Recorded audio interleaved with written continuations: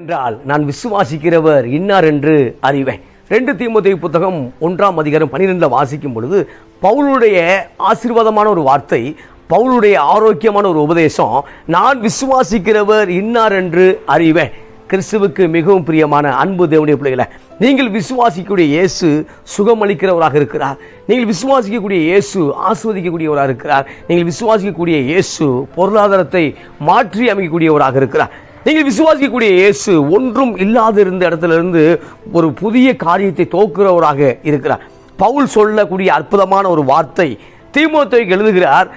தீமோத்தேயுவை பார்த்து சொல்லக்கூடிய பவுல் என்ன சொல்றார் அப்படின்னா, பல ஆண்டுகளாக நான் தேவனோடு நடந்திருக்கிறேன், பல ஆண்டுகளாக தேவ சமூகத்தில் காத்திருந்து பல நன்மைகளை பெற்றுக்கொண்டிருக்கிறேன். எனவே நான் விசுவாசிக்கக்கூடிய இயேசு யார் என்று எனக்கு தெரியும். நான் அவரோடு தனிப்பட்ட விதத்தில் பழகி இருக்கிறேன்.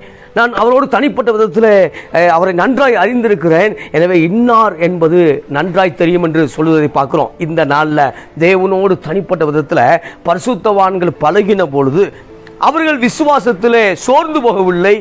அவர்கள் தனிப்பட்ட விதத்தில் சோர்ந்து போகவில்லை. அவர்கள் சோர்ந்து போனாலும் அவர்களே வெளியே வந்தார்கள். பிரியமானவர்களே, இந்த நாளில் தனிப்பட்ட விதத்தில் பவுல் சொல்லும் பொழுது இன்னார் என்று அறிவேன்.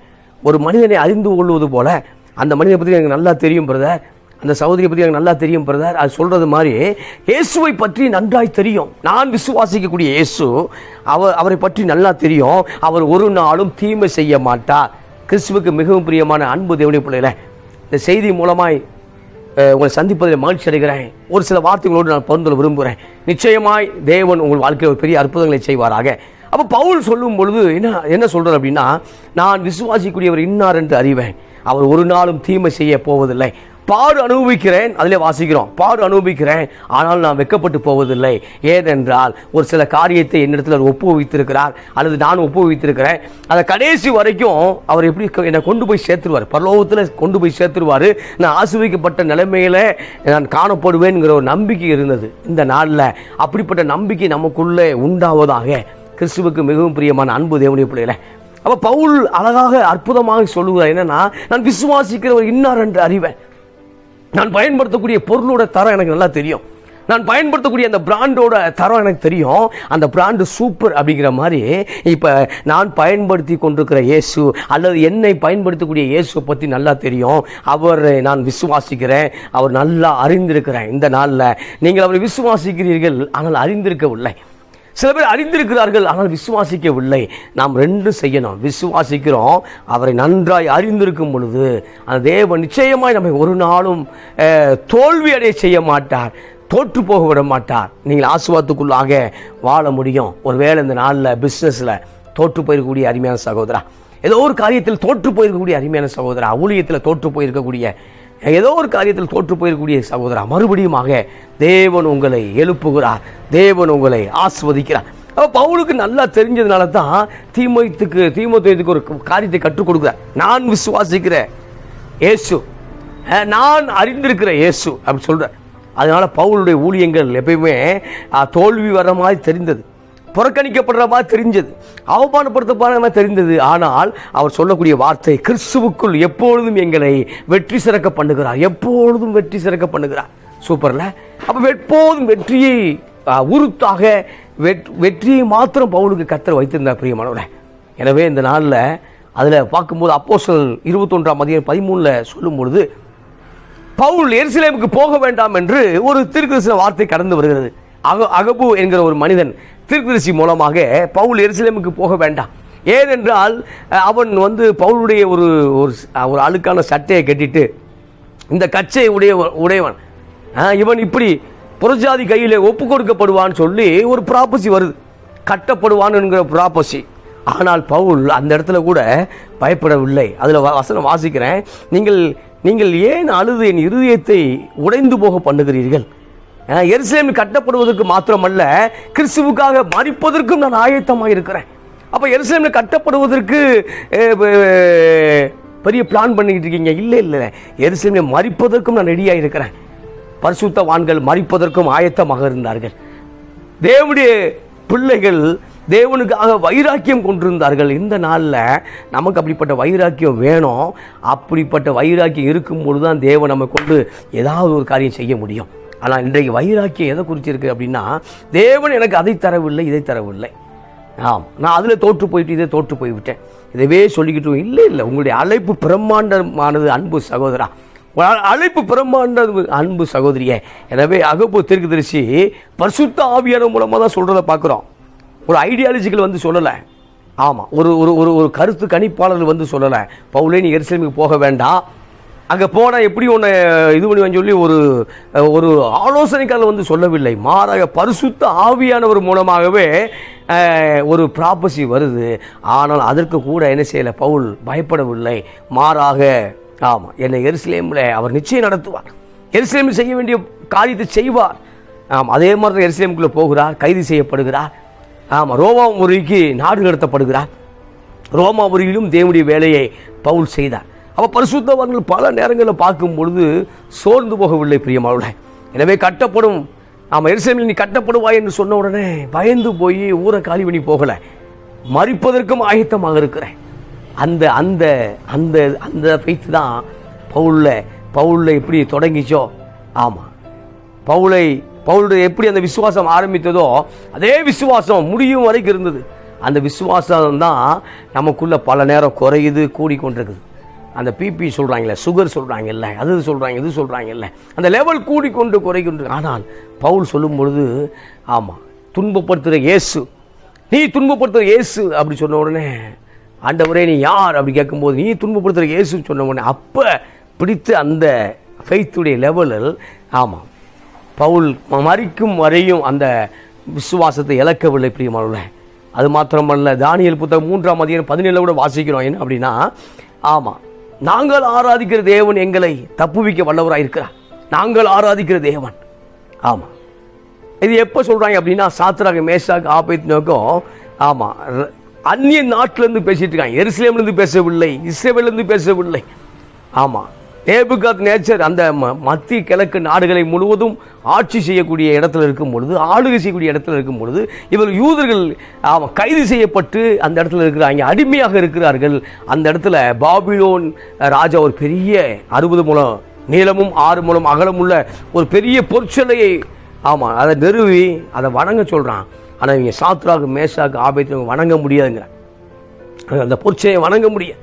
ராஜாவுடைய கட்டளைக்கு சோத்திரம், ராஜாவு கட்டளைக்கு நாங்கள் கீழ்ப்படிய முடியாது என்று சொல்லி பரலோ ராஜாவுக்கு மாத்திரம் கீழ்ப்படிவோம் என்று உறுதியாக இருந்தார்கள். அப்போ அவங்க சொன்ன வார்த்தை தான், நாங்கள் ஆராதிக்கிற தேவன் எங்களை தப்புவிக்க வல்லவராக இருக்கிறார். அவர் எரிகிற அக்கினி சூளைக்கும் ராஜாவாகி உங்களுடைய கைக்கும் எங்களை தப்புவிப்பார். ஒருவேளை தப்புவிக்காமல் போனாலும் நீர் நிறுத்தின சிலையை நாங்கள் வணங்குவதில்லை என்று உறுதியாக இருந்தார்கள். கிறிஸ்துவுக்கு மிகவும் பிரியமான அன்பு தேவனுடைய பிள்ளைகளே, சில நேரம் உறுதி, மனதில் உறுதி வேண்டும், விசுவாசத்தில் உறுதி வேண்டும், செபத்தில் உறுதி வேண்டும், பரிசுத்தத்தில் உறுதி வேண்டும், சில இடத்துல உறுதியாக இருக்க வேண்டும், சில இடத்துல முடிவிலே உறுதியாக இருக்க வேண்டும் என்று தேவன் விரும்புகிறார். அப்போ இவங்கெல்லாம் உறுதியாக இருந்து ஜெயித்தார்கள். நம்ம பார்க்கும்போது பல நேரம் சோர்ந்து போய் சில பேரை சோர்ந்து போய் எழுப்புறதே பெரிய வேலையாக இருக்குது. சோர்ந்து போயே இருக்கான். கர்த்தர் நடத்துவாருங்கிற தைரியம் கொடுத்த உடனே ஒரு வாரம் தான் ஓடுறான், அடுத்த ஒரு வாரம் சோர்ந்து போகிறான். கர்த்தர் நடத்துவார் பிரதர், கர்த்தர் நடத்துவார். அருமையான சகோதரியே, உங்கள் பிள்ளையுடைய எதிர்காலங்கள் கர்த்தருடைய கரங்கள் இருக்கிறது. உங்களுடைய எதிர்காலங்கள் அவருடைய கையில் தான் இருக்குது, உங்கள் கையில் இல்லை. நம்ம கையில் எதுவுமே இல்லை. நம்ம கையில் எதுவுமே இல்லை. நம்முடைய எதிர்காலங்கள், நம்முடைய ஆசீர்வாதங்கள், நமக்கு அறிவு கெட்டாத நன்மைகள் எல்லாம் அவருடைய கரத்தில் இருக்கிறது. பரலோகத்திலிருந்து தான் இறங்கி வருகிறது என்று வாசிக்கிறோம் யாக்கோபில். அப்போ ஜோதிமயமான இடத்துலேருந்து இறங்கி வருது என்று நம்ம என்ன செய்கிறோம், வாசிக்கிறோம். அப்போ எரிகிற அக்கினி சூளைக்கும் ராஜாவாகிய உங்களுடைய கைக்கும் எங்களை தப்புவிப்பார் என்று சொன்னார்கள். இப்போ சொல்லும் பொழுது ராஜாவுடைய கோபம் அதிகரித்தது, நேபுகாத்நேச்சருடைய கோபம் அதிகரித்தது. 7 மடங்கு அக்கினி சூளை சூடாக்கப்பட்டது, அதில் போடப்படுகிறார்கள். அப்பொழுது கூட தேவன் அவர்களை கைவிடவில்லை. தம்முடைய தூதனை அனுப்பி 4ஆம் சாயல் தேவனுடைய சாயலை போல இருக்கிறது, தேவ தாய் சாயலை போல இருக்கிறது என்று அவன் பார்த்தது போல. அப்போ எரிகிற அக்கினி சூளைக்குள்ளாக இராணுவத்தில் தைரியம் உள்ளவர்கள், இராணுவத்தில் பலசாலியில் கொண்டு போடும் பொழுது அவங்க கூட செத்துட்டாங்க, அந்த ஹீட்டு தாங்க முடியாமல் செத்துட்டாங்க. ஆனால் இதில் பார்க்கும்போது அக்கினி மனம் கூட யாரு மேலே வரவில்லை, அக்கினி அந்த சுமல் கூட வரலை. கண்டிப்பாக நம்ம ஒரு ஃபயர் இடத்துல ஒரு ஃபயர் எரிஞ்சிட்டு இருந்துச்சு, தீ எரிஞ்சிட்டு இருந்துச்சு, அதை கிராஸ் பண்ணி போகும்போது அந்த புகை வாடை நமக்கு மேலே அடிக்கும். ஆனால் அந்த சுமல் கூட எங்கே, அந்த வாசனை கூட எதில் எங்கே வரலை, அவங்களுடைய சட்டையில் வரலை, அவங்களுடைய பாகையில் ஹெல்மெட்டில் வரல, எங்கேயுமே வரல. அந்த அளவுக்கு தேவன் என்ன செய்தார்னா அவர்களை பாதுகாத்தார், நடத்தினார். இந்த காலை வேளையில் அருமையான சகோதரா, ஆமாம், அவர்கள் தப்புவித்தாலும் தப்புவிக்காமல் போனாலும் நெகட்டிவாக பேசலை, ஃபெய்த்தை அந்த இடத்துல காமிக்கிறான். ஆமாம், ஃபெய்த்தை காமிக்கிறான். ஒருவேளை தேவன் எங்களுக்கு செய்யலை சார் அப்படின்னாலும் பரவாயில்லை, நாங்கள் வணங்க முடியாது என்று சொன்னார்கள். இந்த காலை வேளையில் நீங்களும் நானும் பல நேரம் விசுவாசத்தில் உறுதியாக இருக்க வேண்டும். ஆமாம், சாத்தாண்ட உறுதியாக இருக்கணும். சாத்தாண்ட நீங்கள் உறுதியாக இருக்கும் பொழுது தான் அவன் உங்களை விட்டு விலகி போக முடியும். இயேசுவானவர் சரியான பதிலை சொல்லிக்கொண்டே இருக்கும் பொழுது தான் வனாந்தரத்தில் சோதனைக்காரன் அவர் விட்டு விலகினான். சில காலம் விலகி போனான். அதுக்கப்புறம் கெச்சமன் தோட்டத்துக்குள்ளே வந்தான். அது தேவனுடைய சித்தம். அவர் சிலுவைக்கு போவது தேவனுடைய சித்தமாக இருந்தது. எனவே இந்த நாளில் ஆமாம், விசுவாசம் உறுதியாக இருக்கும் பொழுது தான் ஆமாம், பிசாசு எழுத்து நில்லுங்கள், விசுவாசத்தில் உறுதியாக இருங்கள், கர்த்தருக்கு கீழ்ப்படியுங்கள். அப்போ என்ன செய்ய, கர்த்தருக்கு கீழ்ப்படியுங்க, பிசாசு எழுத்து நில்லுங்க. பிசாசு எழுத்து நில்லுங்கன்னாவே கர்த்தருக்கு கீழ்ப்படியும் போதே எழுத்து நிற்க ஆரம்பித்து விடுவோம் பிரியமானவர்களே. எனவே இதனால் பல பரிசுத்தவான்கள் அப்படித்தான் இருந்தாங்க. யோபு பார்க்கும்போது யோபு சொல்லும் பொழுது, அவர் என்னை கொன்று போட்டாலும் அவர் மேல் நம்பிக்கையாக இருப்பேன். யோபு 13:15 அவர் என்னை கொன்று போட்டாலும் அவர் மேல் நம்பிக்கையாக இருப்பேன். கொன்று போட்டதுக்கப்புறம் லைஃபே கிடையாது பூமியில். ஆமாம், அப்போ அதுக்கப்புறம் வாழ்க்கை அங்கே தான் பரலோகத்தில் தொடங்குது. பரலோகத்திலும் அவர் தான் ஆளுகை செய்தார், அதில் மாற்று கருத்து இல்லை. பரலோகத்திலும் அவர் தான் இருக்கிறார், பூமியிலும் நம்மை நடத்தி கொண்டிருக்கிறார். அப்போ இங்கே இருக்கும் பொழுது அவர் என்னை கொன்று போட்டாலும் அவர் மேல் நம்பிக்கையாக இருப்பேன். கொன்று போட்டதுக்கப்புறம் ஒரு பெரிய இங்கே கொண்டுட்டாருன்னா அதுக்கப்புறம் நம்ம பெருசாக வாழ முடியாது, சாதிக்க முடியாது. ஆனால் அவர் கொன்று போட மாட்டாருன்னு தெரியும் யோபுக்கு. ஒருவேளை கொன்று போட்டாலும் அவர் மேல் நம்பிக்கையாக இருப்பேன். அந்த அளவுக்கு அந்த நம்பிக்கை தான் அவங்களை அடுத்த கட்டத்துக்கு கொண்டு போகுது. என்ன கட்டதுன்னா, என் மீட்பு உயிரோடு இருக்கிறார், அவரை நான் காண்பேன், அவரை நான் பார்ப்பேன், அந்நிய கண்கள் அல்ல என் கண்களாலே பார்ப்பேன். 19:25 யோபுல. அப்போ அவர் என்னை கொன்று போட்டால் நம்பிக்கையாக இருப்பேங்கிற அந்த விசுவாசத்தின் தொடக்கம்தான் என் மீட்பு உயிரோடு இருக்கிறார், என் கண்கள் அவரை காணும். இந்த காலை வழியில் பிரியமானவர்களே, அப்படிப்பட்ட சத்தியத்துக்குள்ளாக கர்த்தர் உங்களை நடத்துவாராக. சோர்ந்து போயிருக்கூடிய கிறிஸ்தவ பிள்ளைகள், சோர்ந்து போயிருக்கூடிய தேவனுடைய பிள்ளைகள், சோர்ந்து போயிருக்கூடிய தேவனுடைய ஊழியக்காரர்கள் மறுபடியுமாய் விசுவாசத்தின் வார்த்தைகளை பேசுவார்களாக. அதை நினைப்பூட்ட தேவன் விரும்புகிறார். அதை பரிசுத்த ஆவியானவர் இந்த காலை வழியில் அதை ஆப்ரேட் பண்ணுறார். அப்போ சொல்லும் பொழுது அதனால தான் பவுல், ஆமாம், நான் விசுவாசிகள் இன்னார் என்று அறிவேன், எனக்கு நல்லா தெரியும், நான் பயன்படுத்தக்கூடிய பொருள் பிராண்டு தெரியும், நான் என்னை பயன்படுத்துகிற இயேசுவை பற்றி தெரியும், அல்லது நான் யாரை சொல்லுகிறேனோ அந்த இயேசுவை பற்றி எனக்கு நன்றாய் தெரியும் என்று பவுல் சொன்னான். இந்த நாளில் சோர்ந்து போயிருக்கக்கூடிய அருமையான சகோதரா, வியாதியிலிருந்து மரித்து போயிருந்த ஒரு பயத்தோடு இருக்கக்கூடிய அருமையான சகோதரியை, நீ வியாதியிலே மரிப்பதில்லை, நீங்கள் சாவதில்லை. ஆம், தேவன் உங்களோடு இருக்கிறார். ஆம், கிதியோனை பார்த்து சொன்னார், நீ சாவதில்லை. உடனே கர்த்தருக்கு ஒரு பலிபீடம் கட்டி கர்த்தருக்கு சமாதானம், யெகோவா ஷாலோம் சொல்லி ஒரு பலிபீடம் கட்டி அவரை தொழுது கொண்டதை பார்க்குறோம் இந்த நாளில். ஆமாம் ஆமாம், அந்த கிளைமேட் சேஞ்ச் இருக்கக்கூடிய, இந்த வெதர் மாறி இருக்கக்கூடிய இதில் இருக்கக்கூடிய அதனால் வரக்கூடிய எல்லா ஃபீவர்லேருந்து கர்த்தர் உங்களை குணமாக்குறார். ஆமாம், கர்த்தர் அந்த வியாதியிலேருந்து படுக்கையை மாற்றி போடுகிறார், உங்களை ஆசீர்வதிக்கிறார். அப்போ இவங்களாம் பார்க்கும்போது விசுவாசத்தில் அவன் உறுதியாக இருந்தார்கள். சங்கீதம் 84:5 வாசிக்கும் போது அழகான ஒரு வார்த்தை, உண்மையிலே பலன் கொள்ளுகிறவர்கள். ஆமாம், அப்போ பலன் கொள்ளக்கூடியவர்கள் இவங்களாம் யாருன்னா தேவனுக்குள் பலன் கொள்ளக்கூடியவர்கள். தேவனுக்குள் பலன் கொண்டால் தான் இந்த பூமி இருக்கக்கூடிய அந்த சிம்டம்ஸை, பிசாசின் கிரிகளை என்ன செய்ய முடியும், அழிக்க முடியும். எனவே அவருக்குள்ளாக பலன் கொள்ள வேண்டும். அவருக்குள்ளாக பலனடைய வேண்டும் என்றால் தேவனுடைய வார்த்தைக்கு இடம் கொடுக்க வேண்டும், தேவனுடைய வசனத்தை தேட வேண்டும், தேவனுடைய சமூகத்தை தேட வேண்டும். பைபிள் அதிகமாக வாசிக்க நம்முடைய வார்த்தையை ஆத்துமாவுக்கு கொடுக்கும்போது தான், தேவனுடைய வார்த்தையை நம்முடைய ஆவிக்கு கொடுக்கும்போது தான், ஆவியனோடு இணைக்கப்பட்டு நம்முடைய ஆவியை நாம் போஷிக்கப்படும் பொழுது தான் உள்ளான மனிதன் நாளுக்கு நாள் பலனடைகிறத பார்க்குறோம். அப்போ வெளிப்புறமான மனிதன் அழிந்தும் உள்ளான மனிதன் நாளுக்கு நாள் புதிதாகிறான்.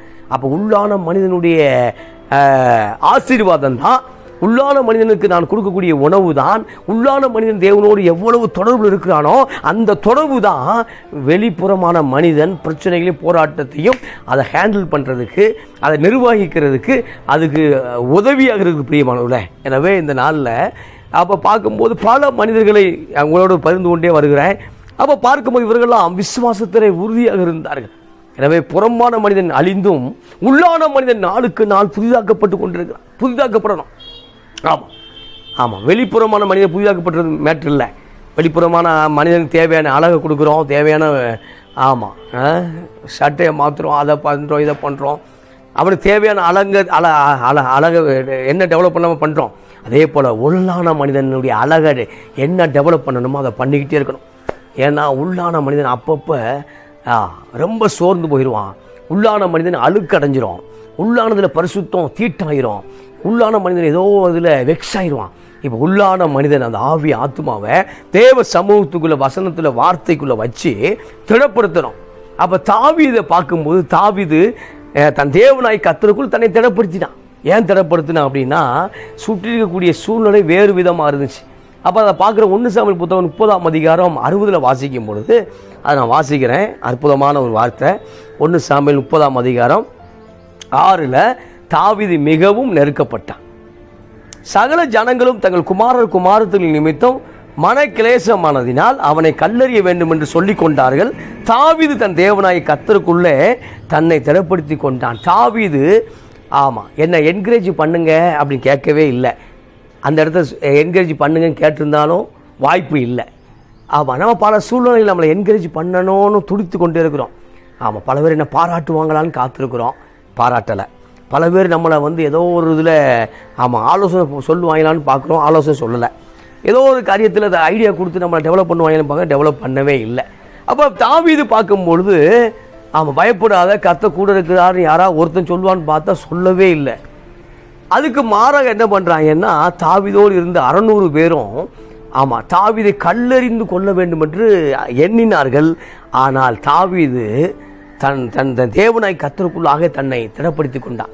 என்ன பிரச்சனை வருது அப்படின்னா தாவீது மிகவும் நெருக்கப்பட்டான். இந்த நாளில் மிகவும் நெருக்கப்பட்டிருக்கீங்களா? தாவீதை போல மிகவும் நெருக்கப்பட்டு கொண்டிருக்கிற அருமையான சகோதரா, தாவீதை போல மிகவும் நெருக்கப்பட்டு கொண்டிருக்கிற அருமையான சகோதரியே, உனக்குள்ள தேவன் இருக்கிறார். அதை விசுவாசிங்க. நீங்க நம்புற கடவுளை விசுவாசிங்க. விசுவாசிச்சுட்டு கடவுளுக்குள்ள கடவுள் வார்த்தையை எடுத்து நீங்க பேசி உங்களை திடப்படுத்தி கொள்ளுங்க. இது சரியாயிரும். கர்த்தர் நடத்துவார். மனுஷன் 40 மாத்திரமல்ல, தேவனுடைய வாயிலிருந்து புறப்படுகிற ஒவ்வொரு வார்த்தையிலையும் பிழைப்பான் என்று எழுதியிருக்கிறது. எனவே நான் பிழைக்கக்கூடிய வார்த்தை பைபிளில் இருக்குது. நான் ஆசீர்வதிக்கப்படக்கூடிய சூழ்நிலை பைபிளில் இருந்து வரும். நான் நிச்சயமாய் என்னை கர்த்தர் பாதுகாப்பார். நிச்சயமாய் எனக்கு குறித்ததான காரியத்தை நிறைவேற்றுவார். நிச்சயமாய் நான் திருப்பி கொள்ளுவேன். நிச்சயமாக நான் ஆசீர்வதிக்கப்படுவேன் என்கிற அந்த வார்த்தையை பைபிளிலிருந்து எடுத்து பேச வேண்டும் என்று பரிசுத்த ஆவியானவர் இந்த நாளில் விரும்புகிறார். எனவே சகோதரா, அருமையான சகோதரியே, கர்த்தருக்குள் உங்களை என்ன செய்யுங்க, திடப்படுத்தி கொள்ளுங்க. தாவீது கர்த்தருக்குள்ளாக தன்னை திடப்படுத்தி கொண்டான். சூப்பர்ல. ஏன் அப்படின்னா இங்கே பார்க்கும்போது தாவீது எங்கே ஒரு இடத்துக்கு போயிட்டு வர்றார். பெலிஸ்திய ராஜாவெல்லாம் பார்த்துட்டு வரும்பொழுது இப்போ தாவீது ராஜாவும் ஆகலை. தாவீது ராஜாவாகிறதுக்கு முன்னாடி நடந்த சம்பவம். அப்போ தாவீதோடு ஒரு 600 பேர் எப்போது இருப்பாங்க. எப்போது 600 பேர் நொறுக்கப்பட்டவர்கள், புறக்கணிக்கப்பட்டவர்கள், இஸ்ரவேல் தேசத்தில் சவுலால் விரட்டப்பட்டவர்களாக இருந்தாங்க. ஒரு 600 பேர் எப்போது இருப்பாங்க. இப்போ பார்க்கும்பொழுது அந்த 600 பேருடைய அந்த குடியிருப்பு எங்கே இருந்துச்சுன்னா சிக்லாக்குங்கிற இடத்துல இருந்துச்சு. சிக்லாக்கில் தாவீதும் தாவீதுடைய மனுஷனும் வாசம் பண்ணினார்கள். இப்போ சிக்லாக்குக்கு தாவீது வரும்பொழுது சிக்லாக்கை கொளுத்திட்டாங்க. அமலேக்கியர்கள் பல இடத்துல கொள்ளையடிச்சுட்டு வந்தவங்க. சிக்லாக்கில் ஆள் இல்லை, ஆண்கள் இல்லை, பெண்களும் சிறுபிள்ளைகளும் இருக்கிறார்கள் சொல்லி அவர்களை சிறைப்படுத்தி கொண்டு போய்விட்டார்கள், கைது செய்து கொண்டு போய்விட்டார்கள். மாறாக அந்த இடத்தவே அக்கினியால் சுட்டரிச்சு போட்டான். இன்றைக்கி நம்ம வாழ்க்கையில் பிசாசு பல அமலேக்கிய ஆவிகள் அக்கினியால் சுட்டரிக்கும். ஆனால் அச்சத்தோடு வாழ வேண்டிய அவசியம் இல்லை. அமலேக்கியரும் கொள்ளையடித்ததையும் தாவீது திரும்பி பெற்றுக்கொள்ள கர்த்தர் உதவி செய்த பிரியமானவர்களே. இப்போ இவங்க சிக்லாக்கு போயிட்டு வரும்பொழுது சிக்லாக்கு சிக்கலில் மாட்டிக்கிடுச்சு. தாவீதும் அந்த மனுஷரும் அந்த பட்டணத்துக்கு வந்தபோது இதோ அது அக்கினியால் சுட்டரிக்கப்பட்டது என்றும் தங்கள் மனைவிகளும் தங்கள் குமாரத்திலும் சிறைப்பிடித்து கொண்டு போகப்பட்டார் என்றும் கண்டார்கள். அப்பொழுது தாவீதும் அவனோடு இருந்த ஜனங்களும் அழுகிறதுக்கு தங்களில் பலனில்லாமல் போகும் மட்டும் சத்தமிட்டு அழுதார்கள். அப்போ ஆண்கள் பொதுவாக அழமாட்டாங்க. பெண்களுக்கு உடனே எமோஷன் அழுக வந்துடும். ஆனால் ஆண்கள் இந்த இடத்துல பார்க்கும்பொழுது மனைவியை தொலைத்து விட்டார்கள், பிள்ளைகளை தொலைத்து விட்டார்கள், ஆசீர்வாதத்தை தொலைத்து விட்டார்கள். இப்பொழுது சத்தமிட்டு அழுது கொண்டிருக்கும் பொழுது இப்போதான் பார்க்கும்போது என்னன்னா தாவீதுடைய மனைவி மிஸ்ஸிங் தான், தாவீதுடைய பிள்ளைகளும் மிஸ்ஸிங் தான். ஆனால் தாவீது தான் தலைவனாக இருக்கிறதுனால என்ன பண்ணுறாங்கன்னா தாவீதை கல்லறிய வேண்டும் என்று சொல்லி கொண்டார்கள். பிரியமானவர்களே, இந்த நாளில் உங்கள் மூலமாய் ஆசீர்வதிக்கப்பட்டவர்கள், உங்கள் மூலமாக நன்மையை பெற்றுக்கொண்டவர்கள். உங்கள் மூலமாக தான் அவங்க வாழ்க்கையில் விளக்கேற்றியே வச்சிருப்பீங்க. ஆனால் அவன் தான் நமக்கு பிரச்சனை பண்ணிக்கிட்டே இருப்பான். அவன் தான் கல்லறிய வேண்டும் என்று துடித்து கொண்டிருப்பான். அவன் தான் நம்முடைய சாவை பார்க்கணும்னு வைராக்கியத்தோடு காத்திருப்பான். ஆனால் கர்த்தர் அப்படிப்பட்ட சூழ்நிலை விட மாட்டார். ஏன்னா நீங்கள் கர்த்தரோடு இருக்கிறீங்க. எனவே அந்த விமர்சனங்களை தாவீது கேட்ட உடனே சோர்ந்து போகலை. உடனே பட்டயத்தை உருவி அமலேக்கியருக்கு யுத்தம் பண்ணுறதுக்கு பதிலாக இவங்கள போய் போட்டு தள்ளலை. அவனால் கண்டிப்பாக 600 பேர்த்தை அழகாக போட்டு தள்ளியிருக்க முடியும் தாவீதால். ஆனால் தாவீது அதை செய்யவில்லை. மாறாக தாவீது மிகவும் நெருக்கப்பட்டான். ஏன்னா இவங்க அழுகுறாங்க. இப்போ ஒட்டுமொத்தத்துடைய அந்த கவனம் தாவீது மேலாக பதிந்து விட்டது. இப்போ தாவீது தான் ஏதோ ஒன்று பண்ணி ஆகணும். அந்த காரியம் வந்த உடனே இப்போ தாவீதை பார்த்து கல்லறியன்னு சொல்லிக்கிட்டு இருந்தாங்க.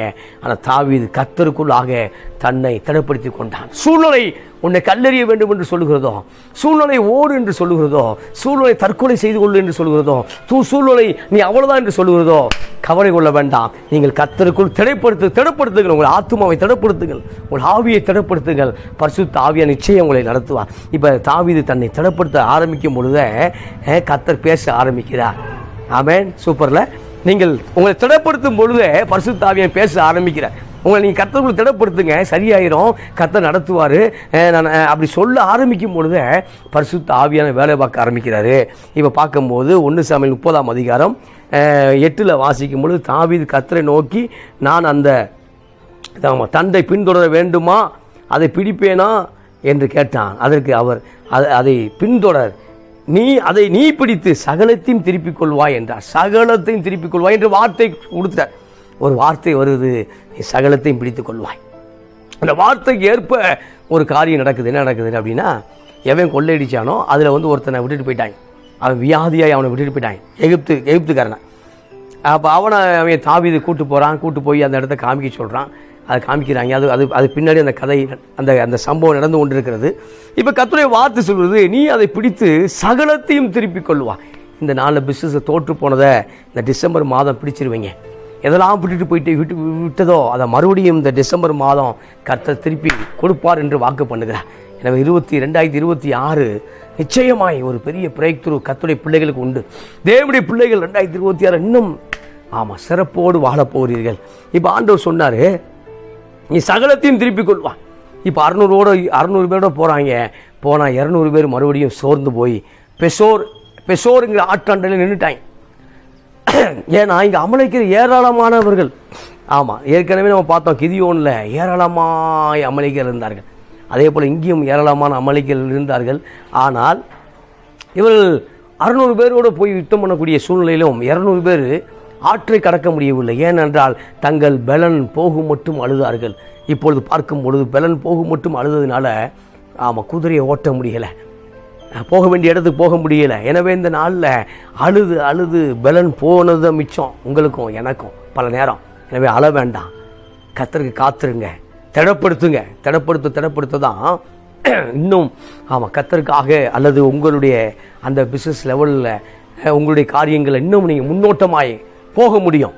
அப்போ ஸ்தோத்திரம். அந்த 200 பேர் சோர்ந்து போயிட்டாங்க. இப்போ 400 பேரோட யுத்தம் பண்ணுகிறது, 400 பேரோடு யுத்தம் ஆரம்பிக்கிறது. 1 சாமுவேல் 30ஆம் அதிகாரம் 16 இவன் அவனை கொண்டு போய் விட்ட போது இதோ அவர்கள் வெளியெங்கும் பரவி புசித்து குடித்து தங்கள் பெலிஸ்திய தேசத்திலும் யூத தேசத்திலும் கொள்ளையிட்டு வந்த மகா பெரிதான அந்த எல்லா கொள்ளைக்காகவும் ஆடிப்பாடி கொண்டிருந்தார்கள். அவர்களை தாவீது அன்று சாயங்காலம் தொடங்கி மறுநாள் சாயங்காலம் மட்டும் முறியடித்தார். ஒட்டகங்களின் மேல் ஏறி போன 400 வாலிபர்களை தவிர அவர்கள் வேறொருவரும் தப்பவில்லை. 400 பேர் மட்டும் தப்பிச்சு போயிட்டாங்க அமலேக்கியர்கள். இப்போ தாவீதோடு போனவர்கள் 600 பேர், 200 பேர் சோர்ந்து போய் நின்றுட்டான். இப்போ 400 பேர் கூட தான் சண்டைக்கு போகிறான் தாவீது. 400 + 1. அப்போ 401 பேர் தான் சண்டைக்கு போகிறாங்க. ஆனால் ஏகப்பட்டவரை கொண்டு குமிச்சிட்டாங்க. இப்போ 400 பேர் மட்டும்தான் அமலேக்கியர்கள் ஒட்டகத்தில் ஏறி தப்பித்து போயிட்டு போனார்கள். தாவீது எல்லாவற்றையும் திருப்பி கொண்டார். நான் வாசிக்கிறேன்.